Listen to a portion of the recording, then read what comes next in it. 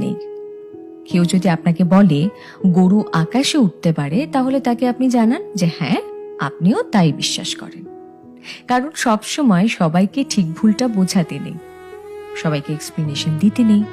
আর এই কথাটা যত তাড়াতাড়ি বুঝে ফেলা সম্ভব ততটাই ভালো। অপাত্রে ভালোবাসার দান করতে নেই। আর কখনো কখনো নিজের থেকে বেশি অন্য কাউকে ভালোবাসতে নেই। নিজের সমস্ত দুঃখ কষ্টের কথা সবাইকে বলতে নেই। বিশেষ করে নিজের দুর্বলতাগুলো কারোর সঙ্গে শেয়ার করতে নেই। কিছু জিনিস একটু ব্যক্তিগত রাখা দরকার।